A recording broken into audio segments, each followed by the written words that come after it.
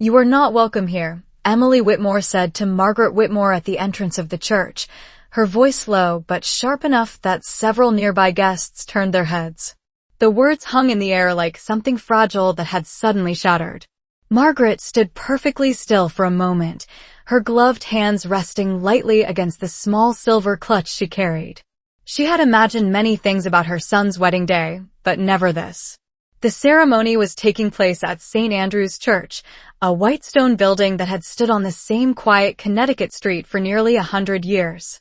Late spring sunlight filtered through the tall windows, casting warm patterns across the polished wooden floors as guests filled the pews in soft murmurs of excitement. Margaret had arrived 15 minutes early, just as she always did for important family moments. She believed punctuality showed respect, and respect was something she had tried to teach her son his entire life. She wore a navy blue dress that fell just below her knees and a light pearl necklace that had once belonged to her mother. Her silver hair was neatly styled, and though she was 67 years old, she stood with the calm dignity of someone who had lived long enough to understand that life rarely unfolded the way one planned. For a brief second, she wondered if she had misheard. Weddings were emotional days. People said strange things when nerves were high. But Emily did not look nervous. She looked certain. Behind her, a few bridesmaids exchanged uneasy glances, pretending not to notice the tension that had suddenly formed near the doorway. Margaret's eyes drifted past Emily toward the altar where her son Daniel stood with the groomsmen. Daniel Whitmore was 34, tall like his father, dressed in a charcoal suit tailored perfectly for the occasion. Margaret had spent years imagining this moment, the day her son would begin a new chapter of his life. She had pictured laughter, photographs, perhaps even tears of joy. What she had never pictured was standing outside the church while the bride told her she did not belong. Daniel looked in their direction for a brief moment. Their eyes met across the aisle. Margaret waited. She did not expect him to shout or argue. Daniel had always been a quiet man. But she expected something. A small gesture. A step forward. A simple sentence saying his mother should stay. Instead, Daniel hesitated, then looked away as if the flower arrangements near the altar had suddenly become very interesting. Margaret felt something inside her settle into a quiet understanding. Sometimes silence spoke louder than any words. She straightened slightly, the way she used to when facing difficult conversations during her years as a school librarian. Calm first. Emotion later. Emily folded her arms gently across the front of her white satin dress. Up close, the gown was stunning, delicate lace stitched carefully along the sleeves. Margaret remembered the afternoon Emily had shown her photos of it on a tablet, asking if she liked the design. Margaret had smiled then and told her it was beautiful. She meant it. She had always tried to support the young woman who would become part of her family. "It's better this way," Emily added quietly, as if she were explaining something simple and practical. Around them, the soft hum of wedding guests continued, though a few people now watched with polite curiosity. No one wanted to interrupt a bride on her wedding day. Margaret took a slow breath. She could smell fresh lilies from the large arrangements near the entrance. For a moment she remembered a different day, years earlier, when Daniel was 8 years old and had stood on the front steps of their house holding a homemade card for Mother's Day. The drawing had been uneven and full of bright crayon colors, but the message had been clear: "Love you forever, Mom." She wondered briefly where that little boy had gone. Margaret did not argue. She did not raise her voice. Instead, she gave a small, composed nod. Then she turned toward the large wooden doors of the church and stepped outside into the quiet sunlight. The doors closed softly behind her. Inside, the wedding music began to play. And none of them realized that the moment they had just created would change the Whitmore family forever. Margaret Whitmore stood on the stone steps outside St. Andrew's Church while the soft music from inside began to echo faintly through the closed doors behind her. The spring air was cool and carried the quiet scent of freshly cut grass from the small lawn that surrounded the churchyard. Guests who arrived late hurried past her toward the entrance, without realizing what had just happened only moments earlier. 2. Them, it was simply another beautiful Saturday wedding in a quiet Connecticut town. Margaret remained still for a few seconds, her eyes following the slow movement of clouds across the pale blue sky. The church bell tower rose above her, casting a long shadow across the parking lot where rows of neatly parked cars reflected the afternoon sun. She had attended many weddings in her life, but she had never imagined standing outside during her own son's ceremony. The faint sound of an organ drifted through the thick wooden doors, followed by the gentle swell of a familiar melody. The ceremony had begun. Margaret adjusted the strap of her purse and slowly walked down the stone path that led toward the parking lot. Her heels clicked softly against the pavement with each step. The sound was calm and steady, almost rhythmic, the way footsteps sound when a person has already made peace with something difficult. She reached her car, a modest silver sedan she had owned for nearly 7 years, and paused with her hand resting on the door handle. For a moment she looked back toward the church building. Through the tall stained glass windows, she could see faint shadows moving inside as guests stood for the bride's entrance. The entire scene felt strangely distant to her now, like watching a memory that belonged to someone else. Only 3 months earlier, Margaret had been deeply involved in helping plan this wedding. She had spent hours discussing venues, catering options, and guest lists with Daniel. She remembered sitting at her kitchen table while Daniel showed her photographs of different reception halls on his laptop. Margaret had even written a check for $15,000 to help cover part of the reception costs at the Lakeview Grand Hotel. Daniel had insisted he would pay her back someday, but Margaret had waved the idea away. It was her son's wedding. Helping him start his new life had felt like the most natural thing in the world.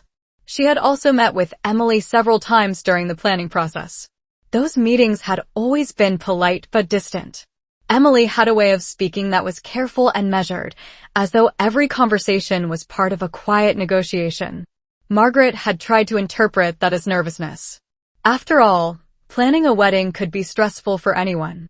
But now, standing alone in the parking lot while the ceremony continued without her, Margaret began to reconsider those earlier moments. She remembered the afternoon Emily had suggested that certain family traditions might be unnecessary. Emily had said that modern weddings were more personal and that some older customs could feel outdated. Margaret had agreed politely at the time, even though those traditions had once been important to the Whitmore family. Another memory surfaced. 2 weeks before the wedding, Margaret had asked Daniel if she should arrive early on the ceremony day to help with last-minute details. Daniel had hesitated before answering, then told her everything was already organized.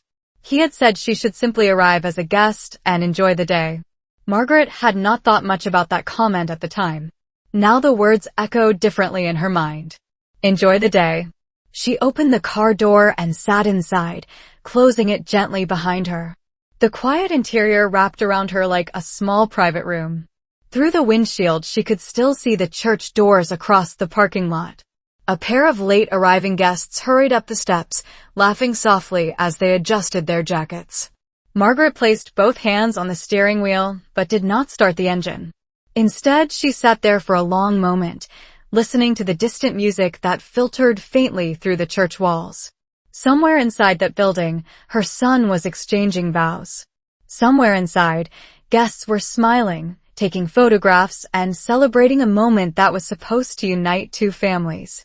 Margaret Whitmore remained seated in her car, calm and composed, while the ceremony continued without her, and deep within the quiet corners of her thoughts a single realization slowly began to take shape.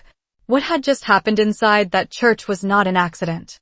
Margaret Whitmore remained seated in the quiet parking lot long after the wedding music faded into the background. The church doors stayed closed, and the sounds of celebration continued faintly behind the thick stone walls. She did not rush away. Instead, she allowed the silence inside her car to settle, the way a person might sit beside a calm lake waiting for the surface to become perfectly still. After several minutes, she turned the key and the engine started with a soft hum. The familiar sound grounded her in the present moment. Margaret eased the car out of its parking space and slowly drove down the narrow street that ran beside the church. The town looked exactly the way it always did on a Saturday afternoon. A small bakery on the corner had placed fresh pastries in its front window. Two children rode bicycles along the sidewalk while their father walked several steps behind them holding a cup of coffee. Nothing in the outside world suggested that something unusual had happened at St. Andrew's Church. Margaret drove carefully through the quiet streets toward her home on Maple Ridge Road, a place she had lived for nearly 30 years. The house had once been full of noise and movement. Daniel had grown up there, racing toy cars across the living room floor and building elaborate forts from blankets and dining chairs. Margaret remembered winter mornings when she would make pancakes while Daniel sat at the kitchen table telling her excited stories about school. The memory felt distant now, but still clear. When Margaret pulled into her driveway, the house looked exactly as it always had. The white porch railing had been repainted just last summer. A row of small rose bushes lined the walkway leading to the front door. She parked the car and sat quietly for a moment before stepping outside. The afternoon sun warmed the wooden porch steps as she walked up to the door and unlocked it. Inside, the house greeted her with a familiar calm that only long-established homes possess. The hallway smelled faintly of lemon polish and old books. Margaret placed her purse on the small table near the door and removed her shoes before walking slowly toward the kitchen. A pot of coffee still sat on the counter from earlier that morning when she had prepared herself for the wedding day. She poured a cup and carried it to the dining table where sunlight streamed through the large window. The chair across from her remained empty, as it had for several years since her husband Arthur had passed away. Arthur Whitmore had always believed that family loyalty was the foundation of a peaceful life. He had worked as a civil engineer for most of his career and had approached family matters with the same careful planning he used for bridges and highways. Margaret remembered something he once told Daniel during a quiet dinner when Daniel was still in college.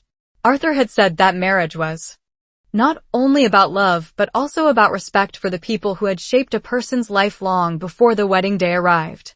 At the time, Daniel had nodded politely, though Margaret was not certain he had fully understood the meaning behind those words. Margaret lifted the coffee cup and watched the steam curl slowly upward. Her thoughts drifted back over the past year, replaying moments that had seemed small at the time but now carried new significance. She remembered the first dinner Emily attended at the Whitmore house shortly after Daniel introduced her. Emily had been charming in a careful, measured way. She spoke kindly, asked thoughtful questions, and complimented the meal. But Margaret also remembered the way Emily had studied the house with quiet curiosity, noticing the framed photographs on the walls and the old grandfather clock that had belonged to Arthur's father. At the time, Margaret had assumed Emily was simply interested in family history. Now that memory felt different. Another moment surfaced from several months later when Daniel mentioned that Emily preferred handling most financial matters herself because she enjoyed organization and planning. Daniel had laughed lightly when he said it, as though it were an amusing personality trait. Margaret had smiled and agreed that organization was a valuable skill. Yet something about that conversation had stayed in the back of her mind. Margaret set the coffee cup down gently on the table and folded her hands together.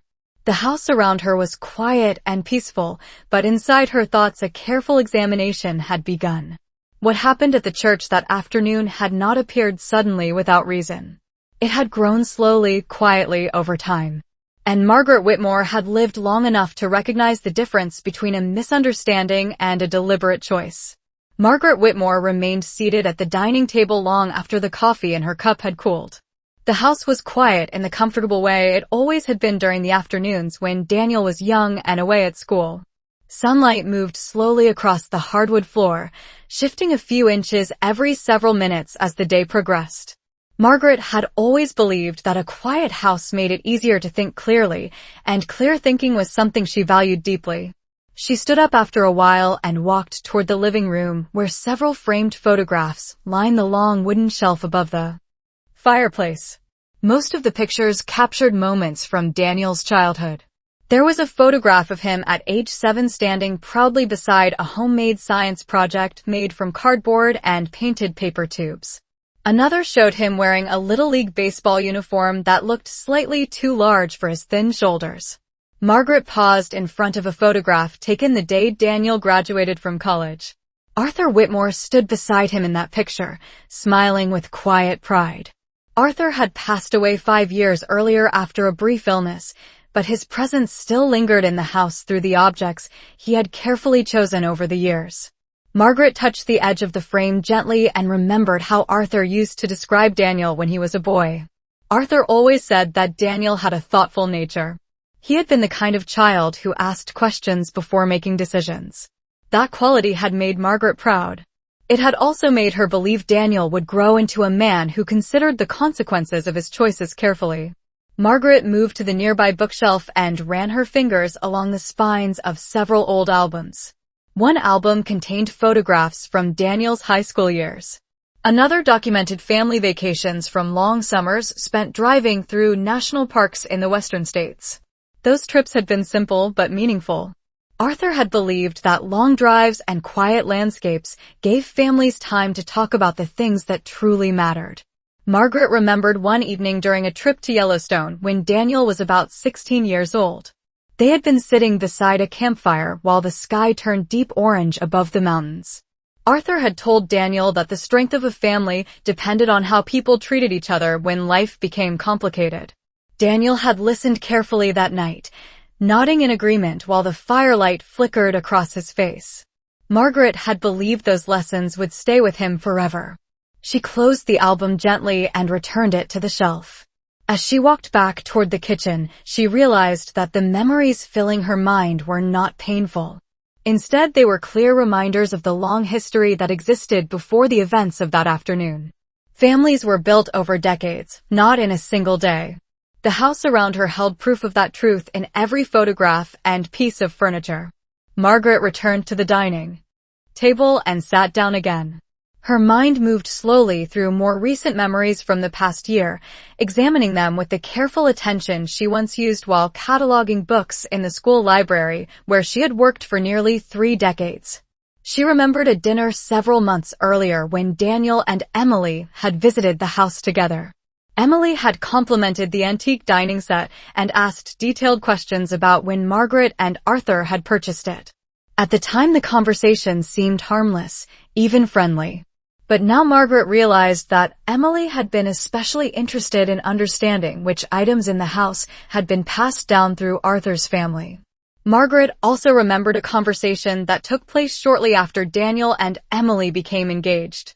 Daniel had mentioned that Emily believed married couples should maintain clear financial independence from extended family members. Margaret had agreed politely when she heard that idea. It sounded practical on the surface. Yet Margaret now understood that the statement had carried a deeper meaning. The quiet pieces of the puzzle were beginning to arrange themselves in her thoughts. Each small conversation from the past year now appeared connected in ways that had not been obvious before. Margaret folded her hands together on the table and looked toward the large window that faced the garden. The rose bushes outside were beginning to bloom in soft shades of red and pale pink. The peaceful scene contrasted sharply with the realization forming in her mind. Margaret Whitmore had spent most of her life believing that patience and kindness were the strongest tools a person could carry. But she also understood something equally important. When patterns became clear, ignoring them was no longer wisdom. It was simply blindness. The quiet house on Maple Ridge Road seemed even more still as the afternoon moved slowly toward evening. Margaret Whitmore rose from the dining table and carried her empty coffee cup to the sink, rinsing it carefully the way she had done thousands of times before. Simple routines had always helped her maintain clarity during difficult moments. Outside the kitchen window, a gentle breeze moved through the rose bushes, causing their branches to sway softly. Margaret dried her hands with a folded towel and walked down the short hallway toward Arthur's old study. The room had remained almost exactly as it had been the day he last used it. His wooden desk stood near the window, organized with the same careful precision he had maintained throughout his career. Arthur believed that order in one's surroundings encouraged order in one's thinking. Margaret stepped inside and paused for a moment, allowing the quiet familiarity of the room to settle around her. On the desk sat a small leather folder that Arthur had used to store important family documents. Margaret opened the drawer beneath the desk and removed it slowly. The folder contained copies of property records, bank information, and several letters Arthur had written during the final months of his life. Margaret had not looked through those papers for some time, but today her instincts told her that careful review might be wise. She carried the folder back to the dining table and opened it gently. The documents inside were arranged in Arthur's precise handwriting, each section labeled clearly. Margaret turned the pages slowly, reading through notes that described various financial decisions Arthur had made over the years. One letter in particular caught her attention. It had been written several months before Arthur passed away and addressed directly to Margaret. The message inside was calm and thoughtful, just as Arthur had always been. In the letter he explained that he had reorganized several family assets to ensure Margaret would always maintain full authority over certain financial decisions. Arthur had believed that protecting stability within the family required careful planning long before problems appeared. Margaret finished reading the letter and placed it gently back into the folder. She understood now that Arthur had anticipated the possibility that family dynamics might change over time. His decisions had not been made out of suspicion but out of prudence. Margaret sat quietly for a moment, reflecting on how often Arthur had spoken about the importance of foresight. Outside the house, the afternoon light had begun to soften as the sun moved lower across the sky. The day that had begun with wedding music now carried a very different atmosphere. Margaret closed the folder and rested her hands on the table. Her thoughts returned briefly to Daniel. She did not feel anger toward her son. Instead, she felt something closer to concern. Daniel had always been intelligent, but sometimes hesitant when facing strong personalities. Emily possessed a confident and determined nature that Margaret now recognized more clearly than before. Margaret rose from the table and walked back toward the study, returning the folder to its place inside the desk drawer. As she closed the drawer, she noticed another small envelope resting beside it.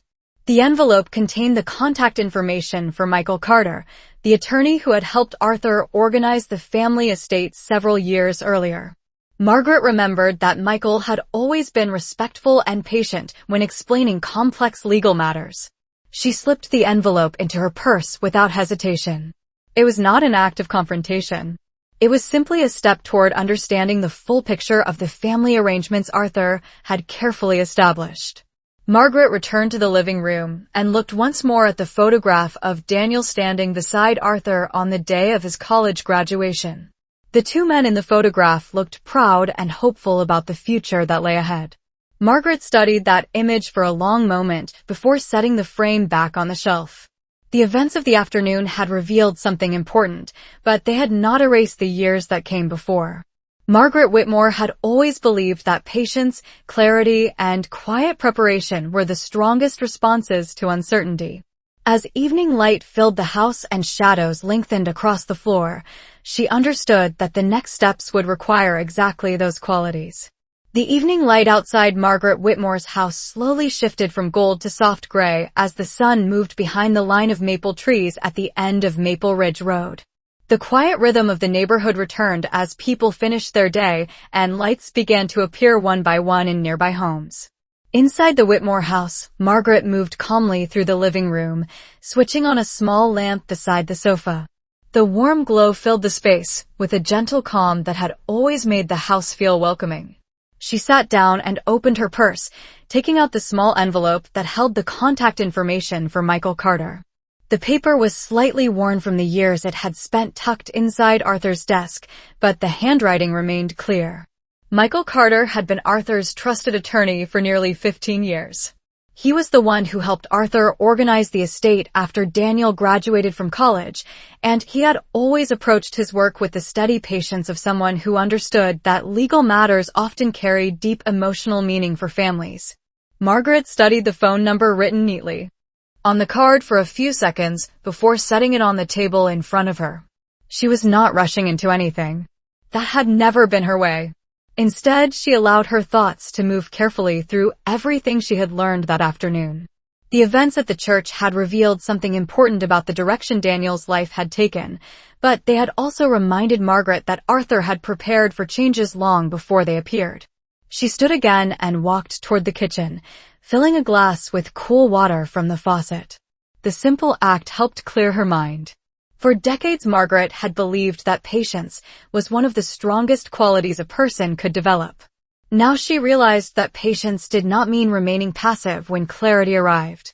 She returned to the living room and picked up the phone from the small table near the sofa. The number for Michael Carter was easy to read, and she dialed it slowly. The line rang twice before a calm voice answered. Michael Carter greeted her politely, sounding slightly surprised, but genuinely pleased to hear from her. Margaret introduced herself and explained that she hoped to schedule a meeting sometime in the coming days. She did not describe the events of the wedding. Instead, she simply mentioned that she wished to review several of the documents Arthur had prepared before his passing. Michael listened carefully and agreed without hesitation. His tone carried the same respectful professionalism Margaret remembered from years earlier. They arranged to meet at his office the following morning at 10 o'clock. After ending the call, Margaret placed the phone back on the table and sat quietly for a moment. The house felt peaceful again, almost as if it approved of the decision she had just made. Outside, the last traces of daylight faded from the sky while the porch light illuminated the front steps. Margaret walked to the window and looked out at the quiet street. Somewhere across town, the wedding reception at the Lakeview Grand Hotel was probably just beginning. Guests would be raising glasses, music would fill the ballroom, and Daniel and Emily would be greeting relatives with bright smiles for photographs. Margaret did not feel bitterness when she imagined that scene. Instead, she felt something closer to calm distance.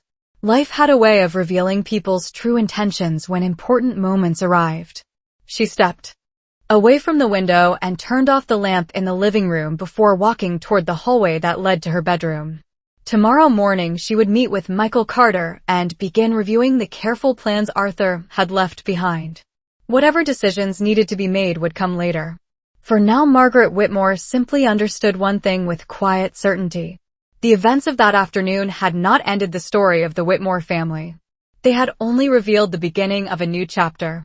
The following morning arrived with the soft gray light of early spring filtering through the curtains of Margaret Whitmore's bedroom.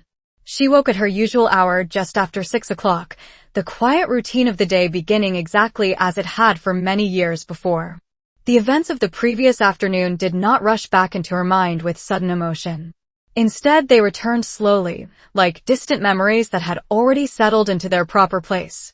Margaret rose from bed, dressed in a simple cream-colored blouse and a navy skirt, and prepared a small breakfast of toast and tea.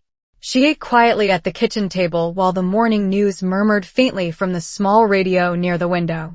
By 8:30, she had gathered the leather folder Arthur once used and placed it carefully inside her purse. The drive into town took about 15 minutes along the familiar tree-lined streets that Margaret had traveled thousands of times. The law office of Michael Carter occupied the second floor of a modest brick building near the courthouse square. The brass nameplate beside the door had been polished recently and reflected the clear morning sunlight. Margaret arrived a few minutes before 10 and stepped inside the quiet reception area where a young assistant greeted her politely. Moments later, Michael Carter himself appeared from the hallway. He looked older than Margaret remembered, his hair now mostly silver, but his calm manner had not changed. He welcomed her warmly and guided her into his office, where large windows overlooked the courthouse lawn. Margaret explained that she wanted to review the arrangements Arthur had organized several years earlier. She spoke with the same measured tone she used during her years as a school librarian when discussing complicated matters with parents and teachers. Michael listened carefully, then opened a cabinet behind his desk and removed several thick folders, labeled with Arthur Whitmore's name. As he placed the documents on the desk, he explained that Arthur had been very precise about protecting Margaret's long-term stability. Arthur had created several legal structures that ensured Margaret retained full authority over the Whitmore family home and several investment accounts that had been carefully managed for decades. Daniel, Michael explained gently, would eventually inherit certain assets, but only under clearly defined conditions that Arthur believed would preserve the family's financial security. Margaret read through the pages slowly while Michael answered occasional questions.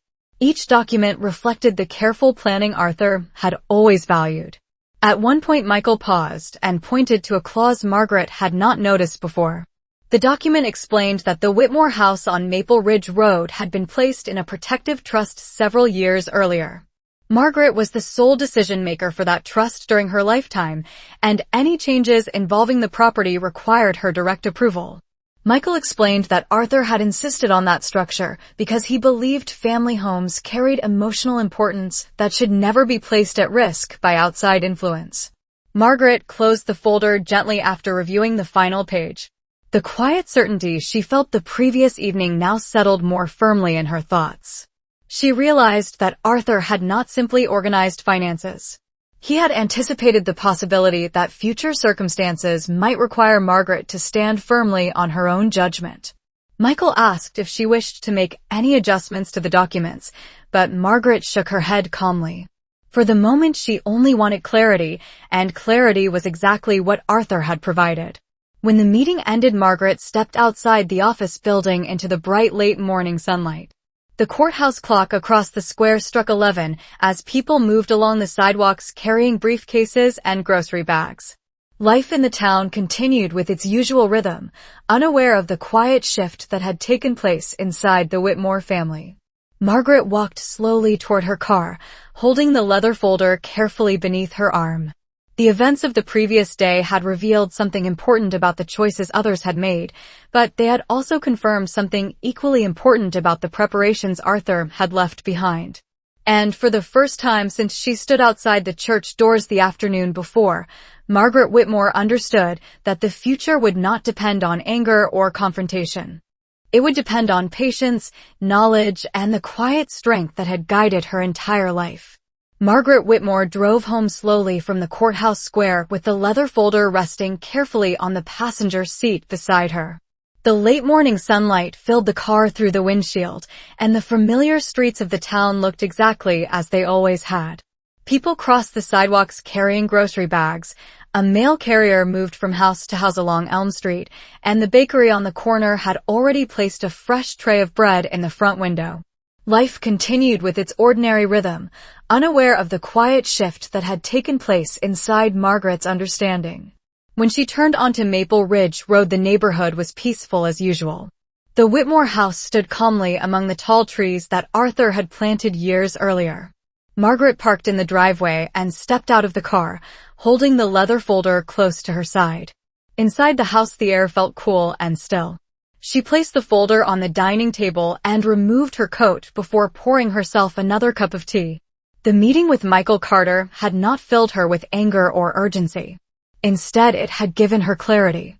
Arthur's careful planning had ensured that the house, the investments, and several other assets were structured in ways that protected Margaret's authority during her lifetime. Daniel would eventually receive certain benefits, but only after conditions that Arthur had believed were necessary for the family's long-term stability. Margaret sat quietly at the table, reading through the documents again. The language was formal but precise.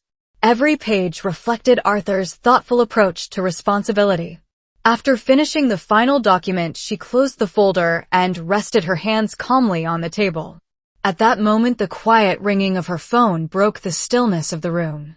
Margaret looked at the screen and saw Daniel's name appear. She allowed the phone to ring twice before answering.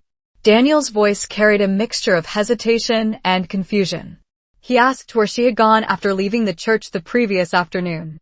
Margaret answered calmly, explaining that she had returned home because she believed her presence was no longer expected at the ceremony. Daniel paused before responding. He said the reception at the Lakeview Grand Hotel had ended late the previous night and that several relatives had asked why. Margaret had not attended. Margaret listened carefully without interrupting. When Daniel finished speaking, she simply replied that weddings were emotional events and that misunderstandings sometimes revealed important truths about how people viewed one another. Daniel sounded uncertain, as though he had not expected such a measured response. He asked if they could meet sometime soon to talk. Margaret agreed politely and suggested that he visit the house later that afternoon. After ending the call, she placed the phone back on the table and looked toward the large window that faced the garden. The roses Arthur planted had begun to open more fully in the warm sunlight. Their quiet beauty reminded her that growth often happens slowly and without announcement. Several hours passed before Daniel's car appeared in the driveway. Margaret watched from the window as he stepped out and walked toward the front door. He looked tired, perhaps from the long celebration the night before. When she opened the door, Daniel hesitated for a moment, as though unsure how the conversation would unfold. Margaret invited him inside and guided him to the dining table where the leather folder still rested. Daniel noticed the documents immediately and asked what they were. Margaret explained calmly that she had spent the morning reviewing the plans Arthur had created for the family's future. She did not accuse or criticize. Instead, she spoke with the quiet clarity that had defined her entire life. Daniel listened carefully as she explained that the Whitmore home and several financial decisions remained under her authority according to Arthur's instructions. She added that those arrangements had been made long before the wedding and had nothing to do with the events of the previous day. Daniel looked down at the table for a long moment, absorbing the information. Margaret did not press him for a response. She simply allowed the silence to remain, confident that understanding often arrived more clearly when people were given time to think. Outside, the afternoon sun moved slowly across the garden, while inside the Whitmore house a new understanding began to take shape between mother and son. Daniel Whitmore remained seated at the dining table long after Margaret finished explaining the arrangements Arthur had carefully placed in motion years earlier. The leather folder rested between them, its pages now quietly closed, yet the meaning inside those documents had already changed the atmosphere in the room. Daniel leaned back slightly in the chair where he used to sit as a boy while doing homework under the soft yellow light of the same dining room lamp. The familiar surroundings seemed to remind him that the house held decades of history long before the events of the wedding day. Margaret watched him calmly, her hands folded gently on the table. She had no desire to rush the conversation. For most of her life, she had believed that understanding rarely appeared in moments of pressure. Instead, it arrived gradually when people allowed themselves the space to reflect. Daniel finally spoke after several quiet minutes. His voice carried a mixture of confusion and realization. He admitted that he had never looked closely at the legal documents his father created. When Arthur handled financial matters, Daniel trusted him completely and assumed those arrangements were simple. Margaret nodded softly. Arthur had always preferred careful planning over quick explanations. He believed that clarity in the future depended on preparation in the present. Daniel glanced again at the leather folder and then toward the large window overlooking the garden where the roses were fully open in the afternoon sun. He asked whether Margaret had changed anything after meeting with Michael Carter that morning. Margaret shook her head gently. She explained that nothing had been changed. Everything remained exactly as Arthur intended. The purpose of the meeting had only been to understand the structure more clearly. Daniel absorbed the answer slowly. The quiet confidence in his mother's voice seemed to settle something inside him. For the first time since arriving at the house, he appeared less defensive and more thoughtful. Margaret poured 2 cups of tea and placed one in front of him. The small gesture reminded Daniel of countless evenings from his childhood, when difficult school problems felt easier after sitting at the same table with his parents. After a few sips, Daniel spoke again, this time more carefully. He admitted that the situation at the church had surprised him as much as it had surprised Margaret. He explained that Emily had insisted on managing many details of the ceremony herself and had said certain family arrangements would be handled quietly. Daniel confessed that he had assumed everything had already been discussed respectfully with Margaret. As he said the words, he realized how incomplete that assumption had been. Margaret listened without interruption. She had learned long ago that allowing someone to finish speaking often revealed more truth than questioning every sentence. When Daniel finished, she simply said that respect inside a family was never complicated. It required honesty and consideration long before special occasions arrived. The silence that followed was not uncomfortable. It felt more like the quiet pause that appears after a long journey when travelers finally understand where they have arrived. Daniel looked around the room again, noticing small details he had overlooked for years. The grandfather clock in the corner still ticked steadily, just as it had during every family dinner when he was younger. The photographs above the fireplace still held the same memories of birthdays, graduations, and quiet summer evenings. Those moments had been shaped by the patience and stability his parents provided for decades. Daniel lowered his eyes for a moment and admitted that he should have paid closer attention to the choices being made around him. Margaret did not criticize him. Instead, she explained that families sometimes drift in different directions without realizing how far they have traveled. What mattered now was whether people were willing to recognize that distance and decide how to move forward. The afternoon light slowly shifted across the dining room floor as the conversation came to a natural pause. Outside, the neighborhood remained peaceful, with the distant sound of a lawnmower somewhere down the street and the gentle movement of leaves in the warm breeze. Daniel finally stood from the table and walked toward the window. He looked out at the garden Arthur once cared for every weekend. After a long moment, he turned back toward his mother. His voice was quieter but steadier when he spoke again. He said he would need time to think carefully about the future he was building and the responsibilities that came with it. Margaret simply nodded. She had not expected quick answers. Life rarely offered clarity in a single afternoon. As Daniel prepared to leave the house, he paused near the doorway and looked once more at the room where he had spent so many years growing up. Margaret remained seated at the dining table, calm and composed, the same quiet strength that had guided the Whitmore family for decades still present in every word she had spoken. When the door closed behind Daniel, the house returned to its familiar silence. Margaret Whitmore rose slowly and walked to the window overlooking the roses Arthur planted many years ago. The future of the Whitmore family would unfold in ways no one could fully predict, but one truth had already become clear. The foundation Arthur and Margaret built over a lifetime had not been shaken by a single moment of disrespect. It remained steady, patient, and enduring, just as it had always been.